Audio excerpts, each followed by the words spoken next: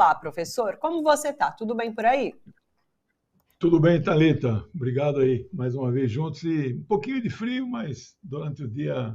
Você já imagina morar num país em que, quando faz 0 grau, é 0 grau às 24 horas por dia, né? Aqui no Brasil Ai, faz frio credo. à noite, mas meio-dia você pode tirar o casaco, né? Mas É. mesmo assim, eu sou muito friorento, viu? Hoje de manhã eu estava todo encapotado aqui. Tô na mesma, professor, sou muito friorenta, durmo com muito cobertor, tô passando frio o tempo todo, por isso que eu não gosto desse clima, porque eu Eu passo também muito não frio, é gosto. fora do normal. Credo. Claro. Ô, professor, a gente tinha prometido, então, falar sobre Colômbia, né? E eu quero conversar com você sobre os resultados, então. A gente tem o Gustavo Petro aí no segundo turno, com o Rodolfo Hernandes, que é esse outsider da política, né? Esse discurso populista, tem muito dinheiro, inclusive. E eu começo trazendo uma pesquisa eleitoral que foi feita, quer ver, ó? Segunda e terça, 30 e 31, e traz resultados preocupantes. O Rodolfo Hernandes, ele aparece com 41% das intenções de voto e o Gustavo Petro com 39%. Há riscos da esquerda, de fato, não levar essa eleição? Como que você está vendo esse resultado? Explica para a gente.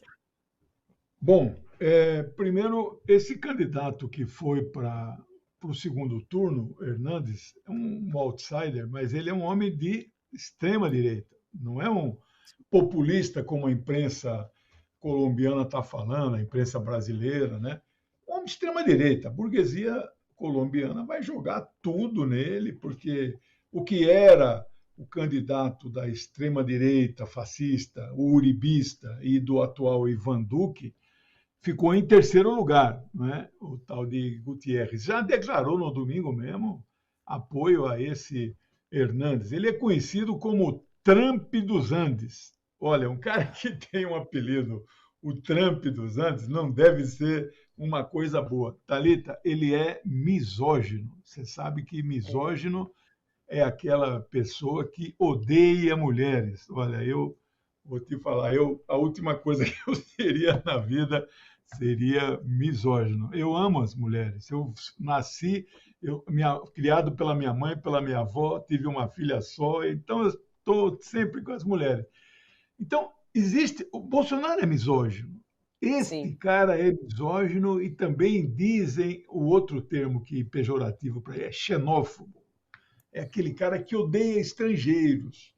Por que ele é xenófobo? A Colômbia tem recebido parcelas de venezuelanos aí descontentes com a situação lá na Venezuela, antichavistas, né, que não aguentam morar no país, então eles mudam para a Colômbia. E ele, seja direita ou esquerda, esse venezuelano, ele é contra qualquer imigração, né? Eu recebi um vídeo dele, ele foi prefeito em uma cidade do interior, que não é das maiores, mas um vídeo dele dando um tapa, Eu vi. espancando um professor que foi ter com ele uma conversa no gabinete dele enquanto ele era prefeito. Ele perde as estribeiras e então ele é conhecido também como o homem do bofete, da bofetada, né? Bom, é, essa pesquisa eu não estou concordando com esse resultado, não sei a metodologia, mas desde domingo que eu fiz uma live no meu canal exatamente quando a apuração começou, 19 horas daqui, 5 lá de Bogotá, né? E durante a live eu fui pegando os resultados e eu disse que a primeira pesquisa que saísse poderia dar empate técnico, né? Bom, mas esse empate técnico é muito estranho. O empate técnico que eu imaginei era com um valor 45-47. Este empate técnico é estranho porque põe o que teve 42 no primeiro para 39. Isso é muito estranho. Isso não acontece em lugar nenhum do mundo. Por quê? Os 60% que não votaram, 58% que não votaram no Petro, não é possível que ele não pegue 3%, 5% disso. Não, não só ele não pegou, como ele perdeu 3%. Então é estranho. De qualquer maneira, um empate técnico era um cenário que eu trabalhava.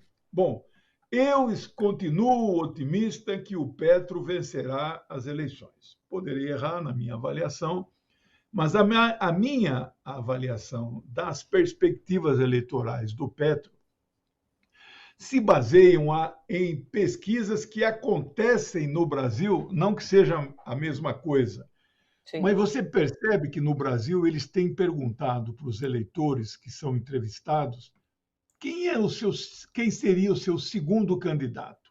Então ele não está perguntando o segundo turno. Sim. Quem é o seu segundo candidato do coração? Né? O que dá um índice menor, no caso aqui para Lula, é eleitor de Bolsonaro, 20%. Ou seja, em cada 5 eleitores de Bolsonaro, 1 estaria disposto a votar no presidente Lula. No Dória, que foi a semana passada antes, ele já tinha saído da competição, mas a pesquisa ainda captou, ele era ainda candidato no formulário que o entrevistador mostrava. 36% dos eleitores do Dória diziam, não, eu vou com Lula, 18% com Ciro, né?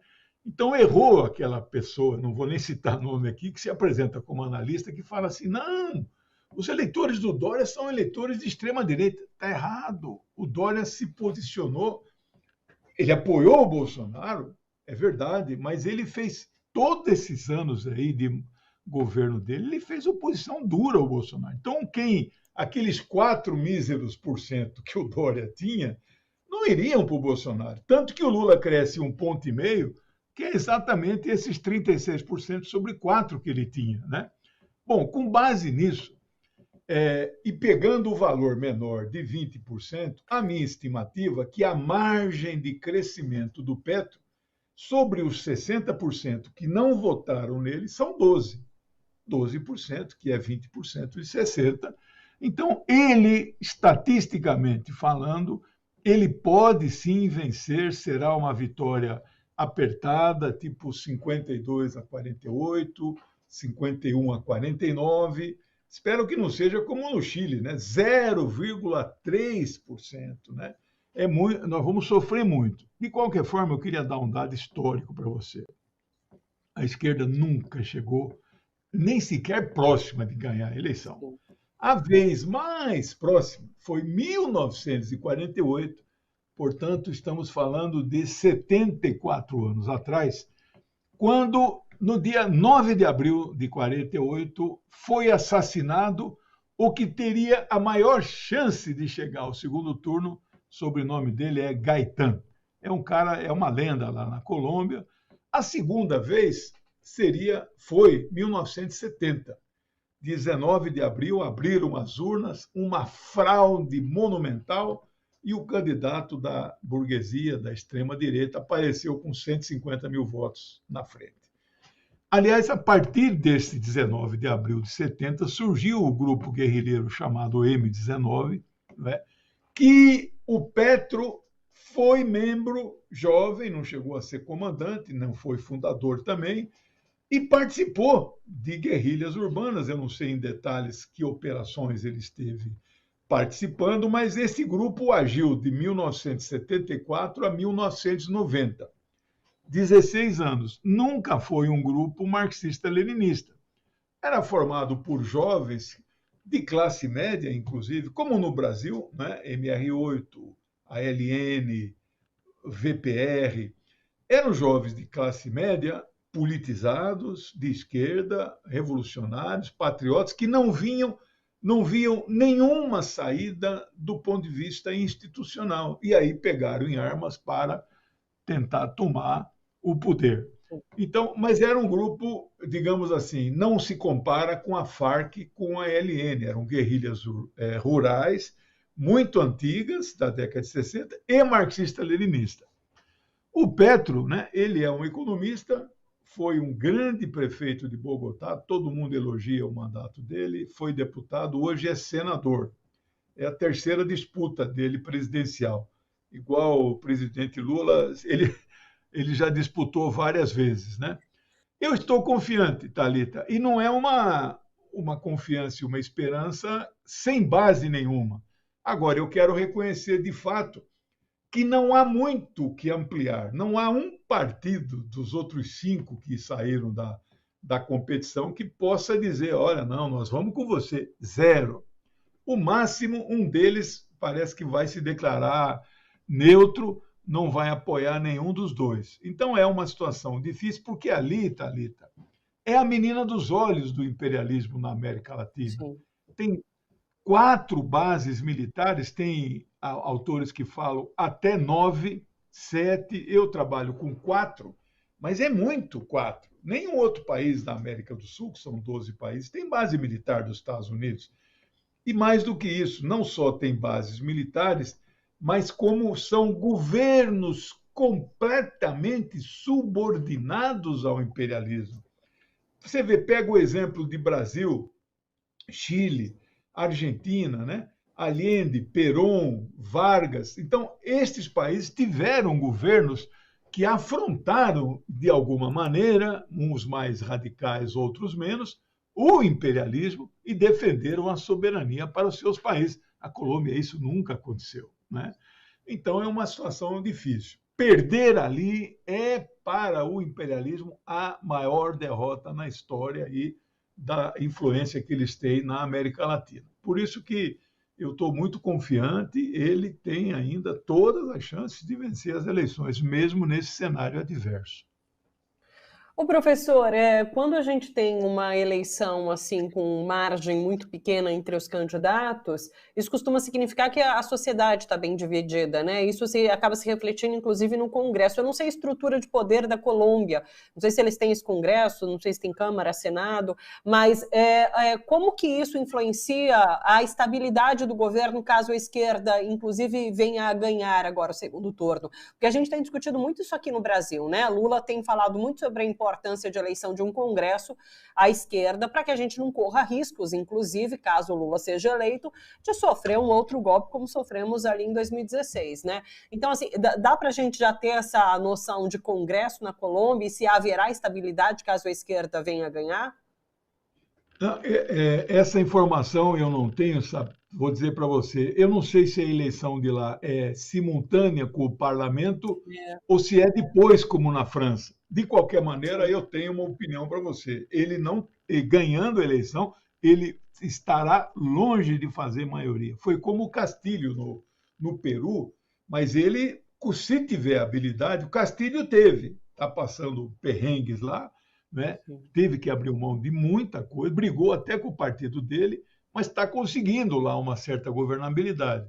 Se o Petros, tudo indica que tem essa habilidade, vai tentar costurar, né? Inclusive, a grande dúvida nesse caso, Thalita, é para que lado vai o Juan Manuel Santos, que foi aquele presidente por 8 anos que assinou com a guerrilha o acordo de paz, assinado em Havana, não é? Ele ganhou o Prêmio Nobel da Paz por ter feito o desarmamento com as Farc, né?